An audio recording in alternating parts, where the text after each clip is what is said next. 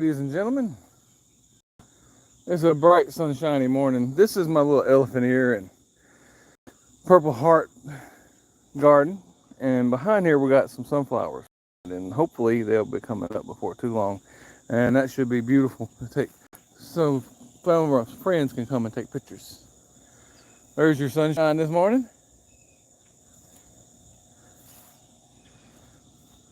But this is our chicken area. This was an old little pen that we had, and then this was where we kind of grew off the babies. And I'm tearing all this down because we're going to do this different. This was our very, very old chicken pen. Right now, I'm using up the dirt in there for some of my garden projects. This is our new chicken pen. Well, actually, it's new and old. This is our old chicken run right here. This tarp just adds a little extra shade and a little extra protection from the weather. There's the ladies and gentleman. Ain't he big? Y'all gonna tell him good morning? You ain't gonna crow for him? I know it looks a little ragtag, but hey, it does the job. Now this is our new part. This right here is our new part that I just built. It's down to pallets and 4-foot saw boards. It's left over from a sawmill. See, it's different widths. Not quite all the exact same dimensions, but it looks rustic. We kind of like it. The roof is the same way. I mean, this is what the roof looks like. And we're gonna get a pretty tarp to put over the top. This was an old rabbit pen. We took the door off of it. This is just gonna be some grow out area. This was a little biddy pen we used to use to raise biddies. So the family's been in the chickens for quite a while. See the roof? I mean, that sucker should withstand a lot of bad weather, and that's one reason why I build a little sturdier on my newer stuff than I do my older stuff, because we've had weather destroy some of our construction projects, and that's not cool. Now, all this is coming down eventually, and we're gonna extend out or either start another herd over there, flock over there, whatever you want. The herd, flock is all the same. There's the chicken swing. The ladies are ready for food, but I wanted to show y'all around. Now I'm gonna put y'all on my tripod here in a minute, and we'll talk about some stuff. But I'm probably gonna end up using this again for some more biddies. What I'm planning on come spring, I'm gonna have a brooder, and we're gonna brood out some biddies, maybe sell some chickens. Hey mister, how you doing this morning? Dice man, yeah man, we see this extra, all this lumber. See, that's the good thing about this. See my pallets? These boards I got from a good friend of ours for free. So not only have I built this chicken coop, I've also built that rabbitry, or a rabbit colony that I put up last week. Now, down this little road, that's the rest of my pallets. All that's for free. I can break them apart and use them, or I can use them whole. It really makes a difference on the homestead to have extra building materials. Y'all hear about the good news this week in the trucking industry? That they are halting work visas for foreigners to come drive our trucks? Isn't that the greatest news we've had in the trucking industry in a while? I believe that's one reason why the rates dropped and I ended up out of business, but we won't get into that too much. Not too much. Hey, Buff. See, there's the birds. Y'all gonna tell them hey? Where's Maud? Here comes Maud. See the one with that collar? She's so old. Her name's Maud. She bit my wife the other day, and she's lucky to still be alive. This one's Dude, our big rooster. And that little white one back there, her name is Daisy. The rest of them are kind of hard to tell apart.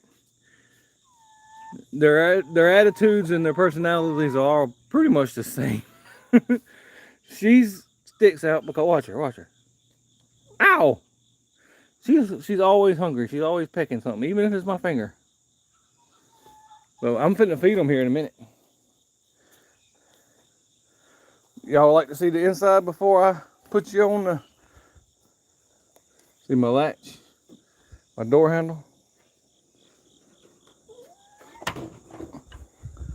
Get back, ladies.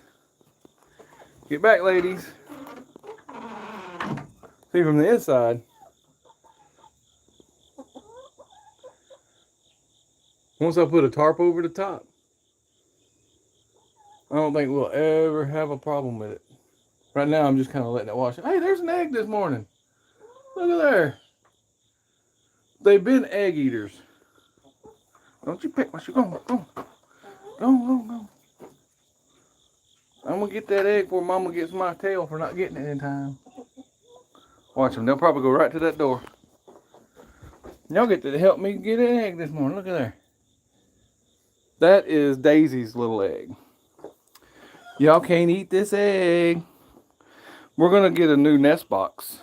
And the nest box is going to be a rollout box so that y'all can't eat them no more. You old rascals. That's right. Maud. Behave, Maud. Poor Daisy. They pick on Daisy. It's ridiculous. Yeah, man. Getting the eggs. Look at there. Christ is king. That's right, Calvin. All right, ladies. I'll get you some food if y'all behave. Now, one thing I like about this, get back. Well, it's supposed to latch without much effort. If it thing latches while you're in there, though, you're in trouble. All right, I'm going to put y'all on my tripod, and then I'm going to feed them. But I better save this egg. Look there.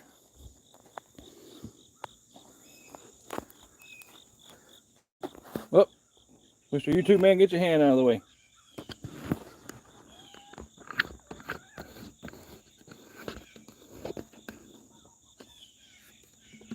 All right, tripod engaged. What do y'all think about it? I can't see the comments is the only thing. All right, I'm gonna go dump them some feed.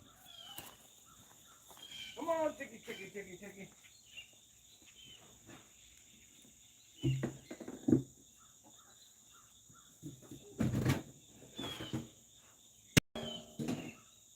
Uh-oh.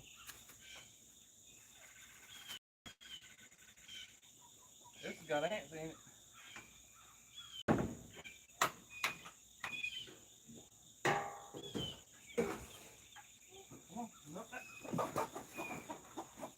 Crazy. Get back in there.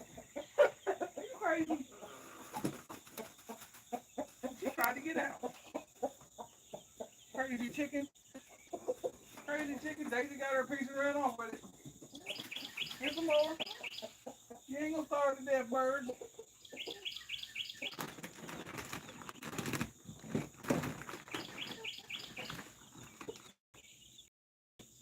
Crazy birds. Look. Here.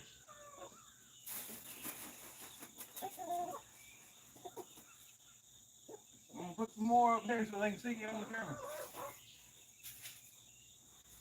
There you go, dude. Get that bread, dude.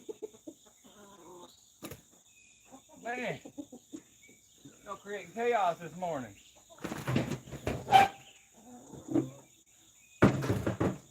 Have chickens, they said.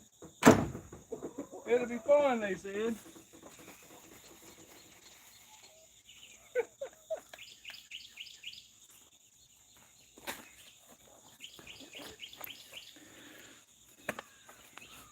See how little Daisy ends up off by herself?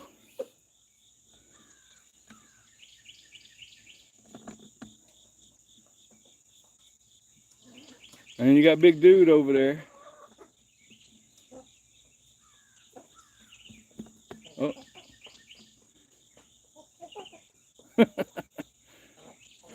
Anyway, that's the birds and that's the coop.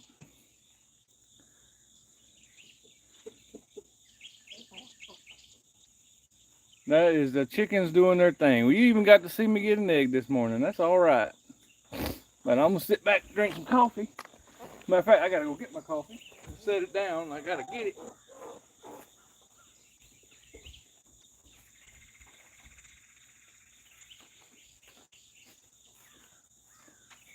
I'm using my wife's bumblebee cup today. Join me in my coffee. We drink community coffee with the Walmart Great Value French Vanilla.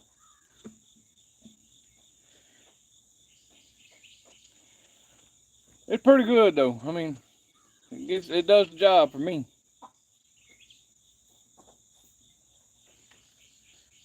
All right, so this morning I was gonna talk a little bit about my school, but tonight I've got to do my testimony at church. And I did a little bit of study about how other people do their testimony. And you know, your testimony as a Christian is one of your most powerful tools when you're trying to win souls. So it's not something that you should take lightly when you're telling people about Jesus, because the way you were to the way you are after you find Jesus is a big story. It helps them realize, you know, one of the devil's biggest tricks whenever I was young was he kept trying to tell me that once you become a Christian, you can't have fun, you can't do fun things, and that's a total fabrication. Okay? I've had more fun, quality fun. I mean, things that you remember, friends that stick around, that are not using you, and all that. I've had way more of that since I became a Christian than I ever did when I was not a Christian. And at the church we're going to, we started a thing called Awana for the kids. And it's chaotic, but it's worth it because those kids have fun. I got to talk to them as we helped them cross the road again Wednesday night, and those kids have fun, and they want to come back, and they want to play games, and they want to talk about the Lord, and it's something that is needed for our kids, because right now they're bombarded with every bad thing in the world that the world says is fun, and they need all the help they can get to get through this. But like I say, tonight I've got to do my testimony, and I've prepared some stuff, but then I took a couple of weeks off, you know, because I knew it was going to come up eventually. And now I'm just throwing it all together and making sure it works right. But the most important thing is to let people know, in my mind, how much peace and hope I have since I became a Christian. Because for so long, I didn't have peace. I didn't have a hope, or really a why. What was life about? Why are we even here? You know, that kind of thing was always in my head. But once I found the Lord, you know you have purpose. You have love in your heart. I mean, and it's not easy to love some folks. Some folks make it so hard to love them. I mean, especially nowadays. Nowadays, people seem like they're just completely out for themselves, and they don't want to help each other or take care of one another and all that kind of stuff. But I'm not seeing any more comments. I can see just down in the corner there. But maybe next week, instead of the chickens, we might go down to the pond or stay out there and play with the dogs. They would like it. This morning I gave them pizza crust, and them little girls are having a ball. So, in the class work, I don't know if I've told y'all, this is our book, Dates with Destiny, the 100 most important dates in church history. And I wanted to include this on some of our stuff, because there's some important things in here. I think I hear my son moving around. You might see him drive by in a minute, unless he goes out through the field. But Dates with Destiny, see right here, there's all your important dates and things with descriptions. But it goes all the way back to 64 AD, which is where the fire in Rome, where Nero sets the fire in Rome. and blames it on the Christians. Up until that point, Christians enjoyed kind of riding on the religious freedoms of the Jews of the time because Rome allowed them to do a lot of things, you know. And Rome's kind of considered Christians as a sect of Judaism, and they pretty much left them alone. But when that fire hit in Rome, which most people believe Nero set so that he could rebuild, they blamed it on the Christians, and that's when Christian persecution really got kicked up in Rome. But you go from Rome fire to in 70 AD, Titus destroyed Jerusalem, which means he destroyed the temple. Now, I don't think they really intended to destroy the temple, but it happened. And after that, the Jewish sacrificial system stopped, and they went into doing their synagogues. And it hasn't changed until modern day. And the temple is in prophecy as there will be another temple. And that's going to be part of the signage for the end times. And whenever the temple was burnt, whenever they saw all of the armies surrounding Jerusalem and they saw what was coming, they ran. They did not take part in the battles because they were told by Jesus. Luke 21:20-24, Christ gave them a warning. He said, when they saw armies surrounding Jerusalem, they fled. They refused to take up arms against the Romans and escaped to Pella in Transjordan. Some people are looking for that event to happen in these end times. They're looking for the armies to surround Jerusalem and destroy Jerusalem. And some people, I was talking to one of my work friends that I've been friends with ever since I was a child. He said there's a lot of Christians that believe that all the prophecies have been fulfilled, which I don't believe, but there's some people that hold on to that. Now, I don't know what they're waiting on now. They're still Christians. They just don't believe that all the prophecies of Revelation still have to happen. I'm here to tell you, I believe that they all still have to happen. And after Revelation 3, the church is not mentioned. Then you have the millennial reign where Jesus is going to come and rule on this earth for 1,000 years. All that still has to happen. And there's so many great stories. Like we got in Circa 150, Justin the Martyr writes the first apology. Now, apology is not, I'm sorry. Apology is a defending of your faith, defending and talking about what you believe in a fashion where you can make other people understand it. So that was his first apology, really. He was the first apologist. And then you got in 156 AD, Polycarp. Now, I haven't got as far as that just yet. But Polycarp, he's the next topic. But the martyred Christians, if there's books about our martyrs that you can go and study and see how all of them died. And the disciples, they died in horrible ways. They never renounced Christ. After Christ was crucified, they all stood for Christ. Now, when Christ was getting crucified, yeah, they got scared and they ran. But once they saw Jesus come back from the dead, Doubting Thomas even said that he was not going to believe until he could see and touch his scars. And Jesus gave him that opportunity. Hundreds of people saw the... Would y'all behave in there? Maud, did you get beat up? Look at Maud. She's always starting trouble. She can't help it.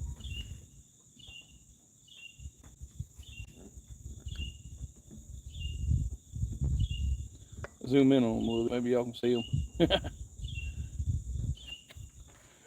But I'm going to get more into some of the prophecies and things that Jesus fulfilled when he came. Just those, and the statistic impossibility of all of them coming true is enough to win souls. And you know, when the rich man was in hell begging for a drop of water from Father Abraham and Lazarus, Father Abraham told him, if they will not believe the priest and the prophets, they will not believe somebody coming back from the dead. And I think if we go back and we look at the prophets, the things that they said were coming, I think we could really change some lives and hearts. But ain't it peaceful out here? If I wasn't yapping so much, ain't it peaceful? Let me zoom back out. You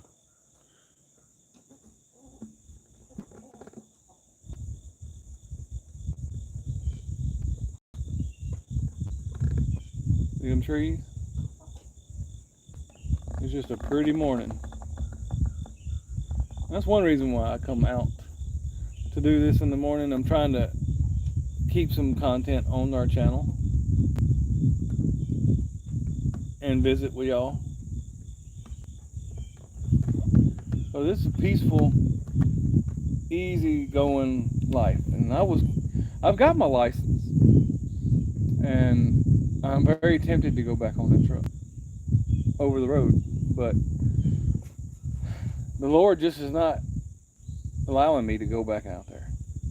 I've got family here, I've got responsibilities here, I've got my church here, I've got class, I've got animals. So basically what I feel my call from the Lord is I've got to stay at this job, or find one that has a schedule like it, so that I can continue to work for Him and grow our little farm and share my little farm with y'all. Like, I'm even feeling a pull to start a completely internet-based church. Still do the interims and the fill-ins for preachers, which I'm doing the biography to turn into our Baptist Association this week. And that way, if anybody needs help and pulpit supplies, what they call it, I will be available to help. But it's nerve-wracking. If y'all haven't never stood in front of people, this is one thing to talk while you're not in front of the camera, and talk to people that some of them you've never met. What's wrong, Daisy? Are they getting after you? Oh, Mama's gonna get mad. They chasing Daisy around. Poor Daisy. Anyway, I'm staying here for the time being. I'm not getting back on the road. I'm gonna keep up with the trucking industry because there's big things happening out there right now. There's the pausing of visas. There's the no flip-flops is being enforced. There's poor Daisy. And Maud, look at Maud getting beat up. I'm gonna have to move y'all to another pen. She's trying to get a feather out of her mouth. She got some of Maud's feather in her mouth. And they're even enforcing, finally, which I believe is an extreme safety issue and it should have never been allowed. Truckers, they're enforcing the fact that you must speak and read English fluently. That is something that I've been talking about for a long time. That it's a safety issue, because if drivers can't speak and read fluently, how are they doing the road signs? How are they communicating with shippers and DOT officers? And it's not okay that we allowed that. I think that this will be a time in trucking history that we will look back and say we were the most regulated, but we allowed some of the worst safety activities in history to go on. It's not a racial issue. It is a safety issue, whether they can speak and read and be safe on the road. I mean, I'm going to just kind of leave it there, but there's so many incidents that I've seen happen, and the rates dropped because those guys would come out and drive for so much less. Of course, their companies could run for cheaper. It really hurt our businesses, especially mine. When fuel went up, the rates went down, it was like a perfect storm. You know, I might go into it one day about just how many hundreds of dollars that I was losing just from the fuel. And then hundreds of dollars I lost weekly because of the rates. And it got up pretty high. I mean, you're talking $2,000 a week straight off the top. And you name me other businesses, one man operations that can handle that kind of loss. That was rough. And I'm hoping and praying, dear Lord, y'all hear me now. In Jesus' name, help the trucking industry and every trucker. Let's keep every American trucker, please keep them safe. Help them keep the families on the roads safe. Let's just have a great week in trucking and let the leaders pass laws that make sense, good common sense to increase our business and our safety out there on the road. In Jesus' name, hallelujah, praise the Lord. Now, on a final note, because we've been on this 26 minutes and I've got to get ready to go to church. On a final note this morning, down here in Roseland, Louisiana this week, Smitty's Oil Supply. It was not a small operation. 450 jobs. I would say it covered 50 to 100 acres, if not more. They had an explosion and the entire place went up in smoke. And that smoke is doing damage of its own because as far as 15 miles away from the plant, they're finding oil residue that fell with the rain. I don't know how bad that's going to be. Only time will tell. But Smitty's Oil Supply, y'all pray for those families. Nobody got injured, which was amazing. I don't know what the cause, but as a countryman and somebody that lives close, it could have been a lightning strike because the weather was kind of bad when that thing happened. But it's an oil plant, and oil is usually not that easy to ignite, in my experience. But, you know, I'm just an old country boy. I hope, and I don't think that it was, you know, somebody that sabotaged something. But those stories will come out. But we lost a major business. I used to pull loads from Smitty's down in Roseland, from the load board, from different brokers. They used to use a bunch of different brokers. And I would go from there over to Georgia to some businesses. I mean, they went all over the place. It was a major business. And those people, some of them been there 20 plus years. And now they will wake up this week and they're not going to have a job. And that happened 18 miles from my house. So y'all please be praying for them and pray for this whole country as we go through these turbulent times where people are losing their Section 8 and their stamps and things are getting cut back. I'm not saying whether they should or shouldn't. You know, that's why they have case workers and they work case by case, you know. I think the housing assistance is going to stay there if you have a disability. A lot of folks on Section 8 have a disability. I mean, I've got neighbors that are losing money every month because of some of the changes. But our system has grown too dependent on the American taxpayer, in my opinion. And in my opinion, also, men and women, they need something to be proud of. And good day's work helps you be proud. I am happy and proud of this pen for my chickens.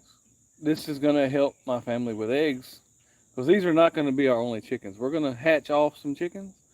We're going to get another flock, Rhode Island Red most likely. We're going to incubate. We're going to sell. My rabbits, that's probably not my only rabbit pen because I really enjoy working with the rabbits, especially the way I have them now on the concrete because I can still wash it off and get my manure and they can't dig out and they're so much happier running around instead of being in that pen, those little small wire pens. That rabbit colony is going to be a game changer. But anyway, I'm going to go back in, get my shower, and go to church. If y'all can, y'all go to church. If not, you know, spread the word, tell other drivers about us, and I'm going to try to get down here every Sunday. We'll talk a little bit about the Lord, a little bit about the farm, maybe a little bit about business. I'm not sure. This is only their second week doing the lives. And so far, it's worked quite well. God bless, and I'll catch y'all on the next ride.